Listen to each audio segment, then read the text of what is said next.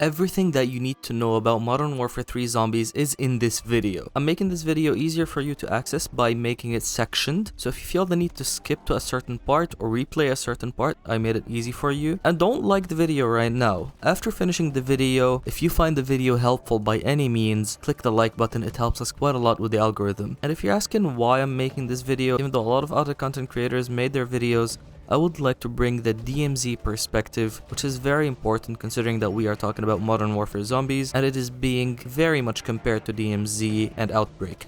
So let's talk about the absolute basics. What are you playing for? When you are clicking that play button in Zombies, what is your objective? And gladly this version of Zombies actually gives us quite a lot to do on the Urzikstan map. The first and the most glaring will be your main storyline, and this is very dissimilar to the DMZ faction missions. In Modern Warfare Zombies, you don't get the option of choosing and picking your missions.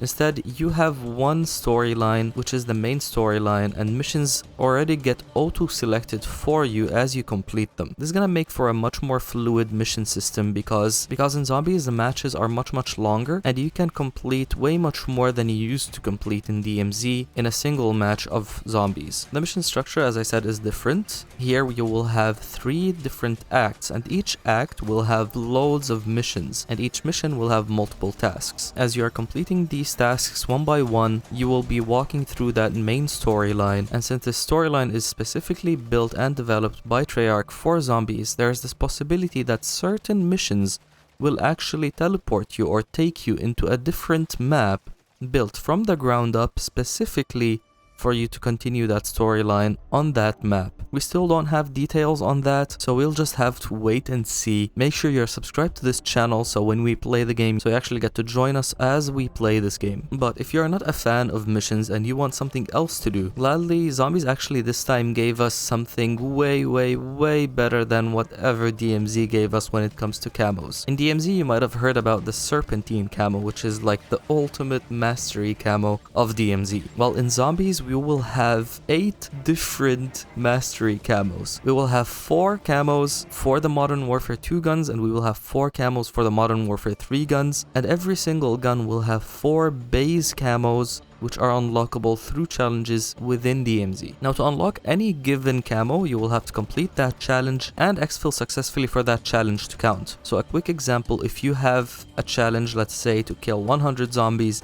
and you did kill 100 zombies, you don't instantly unlock that camo unless you successfully exfil from that game. And we're gonna talk about exfilling later to this video, but just keep that in mind. Now the camos that are coming to Modern Warfare Zombies, as I said, are separate between MW2 and MW3. The MW2 guns will get its own gold variant, which is called Golden Ivory, and it looks as such. There's also the Spinal Husk, and it looks as such. Arachnida and Bioluminescent are the Ultra Mastery camos. Basically, Bioluminescent is the equivalent of Orion, and Polyatomic is the equivalent of Arachnida. These camos will only be applicable to the MW2 guns. For the MW3 guns, we are getting Golden Enigma, Zircon Scale, Serpentinite, which is animated, and Borealis, which is also animated. And if you ask me, these camos look nothing like Serpentine.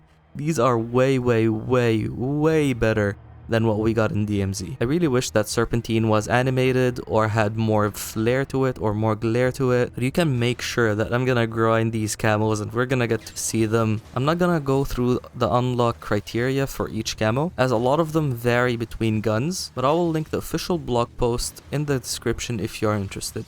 Alright, so after talking about the main storyline and the zombie camo grind, let's say you don't care about either. Well, there is no restriction on playing the storyline or playing the camo grind.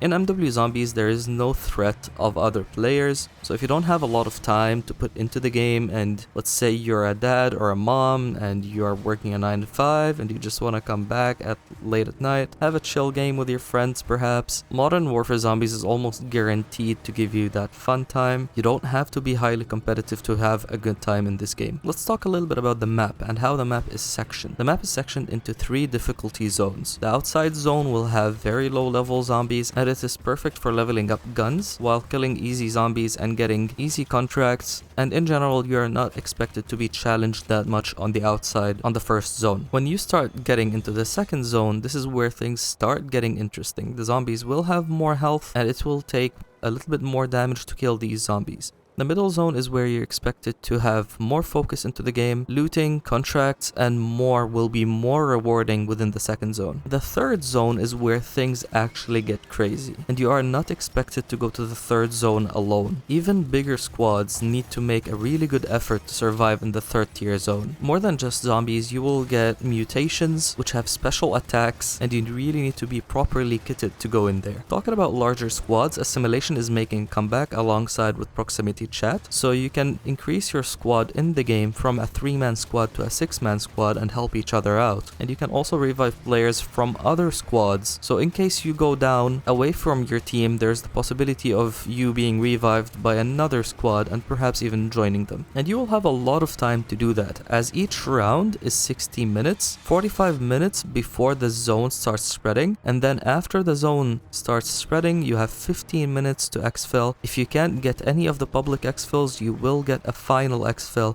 but expect heavy contact from zombies trying to swarm you as you are trying to get out. Coming from DMZ, usually when you call an exfil, there's a flare being launched into the air which alerts other players that you are trying to exfil. In Modern Warfare Zombies, that is no threat, so instead the game will spawn a lot of zombies, maybe even higher tier zombies on you while you are trying to exfil to make it harder for you. So keep your eyes peeled. Okay, so that was the basics on how each match will go and what you are expected to do. Now let's talk a little bit about the menus and preparing for the match before you go in. Now if you are familiar with DMZ, you will see that a lot of these menus are pretty familiar, but you will need to hear this out because there's a lot of new changes, especially coming from zombies. First and foremost, the silliest change, they are changing the word backpack to rucksack. No freaking clue why. It sounds like something dirty that you don't want to say, but it's a rucksack right now. I'm not gonna call it a rucksack, I'm just gonna call it a backpack like a normal human being, so deal with it. Insured slots are making a comeback, and if you don't know what insured slots are, basically these are your loadout guns, your own custom guns. You can put on camos on them, your own attachments, modify them however you want, and take them into each match until you die. If you die in a match and you don't get to extract, your insured slot will go on cooldown, and after a while, after that cooldown is gone, you will be able to use your insured slot once more. We don't have information as of now how we're gonna earn these insured slots. In DMZ, we used to complete missions. We used to complete certain missions and do certain upgrades, collect certain items to unlock these insured slots. But as you can see from the menu, there is no upgrades menu, so I'm not quite sure how we're gonna unlock them or if we're actually just gonna get 3 insured slots off the rip. Weapon stash is also coming back, and again, since there is no upgrades menu, it seems to be limited to 21 guns compared to DMZ, which you could carry a maximum of 55. We'll see how that goes and whether they introduce upgrades in later seasons. I very much expect them to do so. And it also seems like you're only able to carry 2 guns with you, even though if you have a large backpack. In DMZ, if you have a large backpack or a medium backpack, you are usually able to carry 3 guns, but I don't see in the menu any slot for a 3rd gun, and there's no mention of a 3rd gun either. When it comes to the new stuff, there's something new called experimental gas that is only usable within zombies. I have no idea what it does, but I'm gonna tell you, I'm really excited to use it. And for the field upgrades, there's a lot of new stuff here that are specific to zombies. Now, if you are coming from a zombies background, all of this is probably familiar to you, but if you are coming from a DMZ background, well then hear this out. The field upgrades that will be available are called Energy Mine, Frenzied Guard, Healing Aura, Frost Blast, Ether Shroud,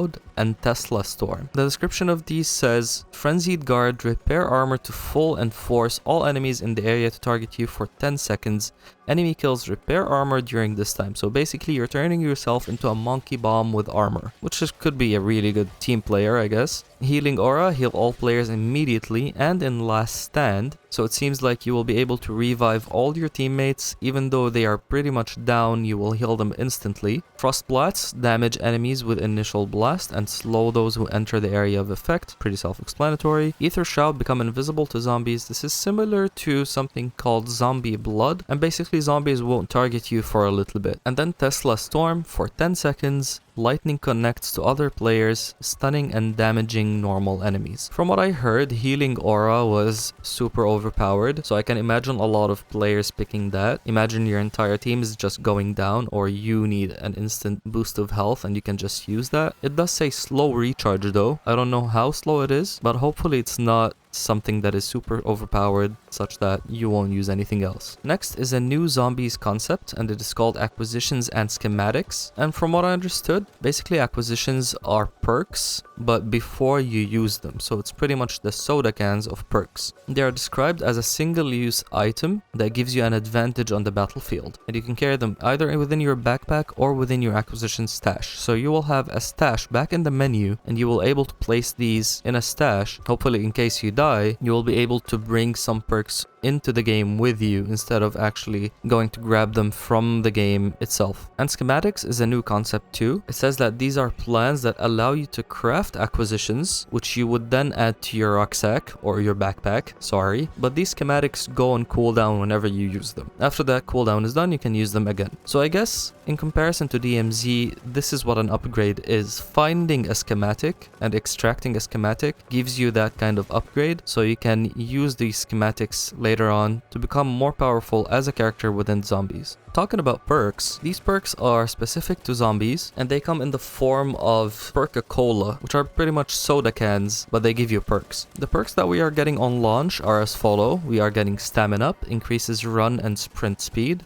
Speed Cola, drink to reload and replate armor faster. Quick Revive, reduce health regeneration delay by 50% and reduce the time it takes to revive an ally by 50%, so it's pretty much like a med vest. Juggernog increases maximum health. Deadshot Dekiri, or I don't know how you spell that. Basically it gives you aimbot towards zombies' heads. ADS moves to enemy critical location, removes scope sway. There's this one called Death Perception, which allows you to spot obscured enemies, chests, and resources more easily. And there's Elemental Pop, where every bullet you fire has a small chance to apply a random ammo mod effect. And we're going to talk about what ammo mods are if you are not familiar with the concept. There's also PhD Flopper, which sounds absolutely hilarious. It says diving to prone triggers an explosion. The explosion increases the higher you fall, and you have full immunity from fall damage while diving. So make sure that you are diving. If you are falling on your legs, this does not apply.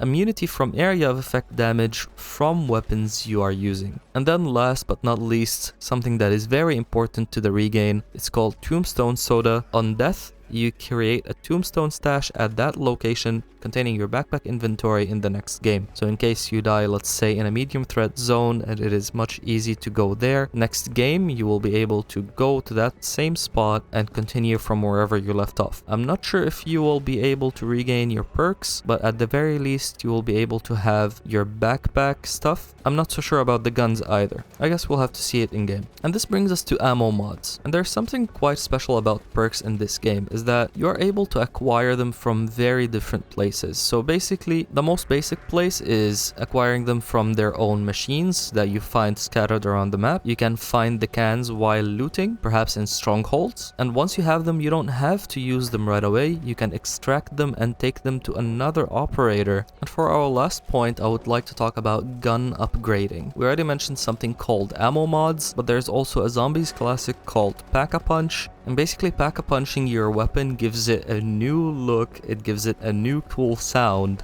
But apart from the cosmetics, it doesn't do much. No, I'm kidding, I'm sorry. It actually increases your magazine size and it increases your damage, and you can pack-a-punch your weapon multiple times. And there's also something called increasing your weapon tier. I am not very much familiar with this concept, but I'm pretty sure zombies people are. But from what I read is that it increases the damage on the gun. So if you want it in simpler terms, pack-a-punch increases damage and magazine size, and increasing your weapon tier increases your damage alone. And upgrading your gun is done through the different currencies in the game, and as of now there's 3 currencies that are mentioned in the patch notes. There is Ethereum, which is acquired through probably looting and breaking crystals, and you will use this for pack-a-punching your guns. There is Ether Tools for increasing the weapon rarity, and there is Essence, which is basically the replacement of dollars from DMZ, and you will be able to use Essence at buy stations. You will be able to buy guns with it, you will be able to buy perks with it. It's your regular currency, and you will gain all of these by by looting, killing zombies, and completing contracts. And as mentioned before, the deeper you are into the threat zones and the deeper you are into the map, the higher tier loot you are expected to get. So this was everything that you need to know about Modern Warfare Zombies before dropping in. To wrap it up, I would say between the mission storyline and the Camo Grind, there is a lot to do in Modern Warfare Zombies. And if you are coming from DMZ and you are itching for that PvP, Warzone on the new map Urzikstan is coming within 25 to 30 days, which should also be the day where Season 1 is coming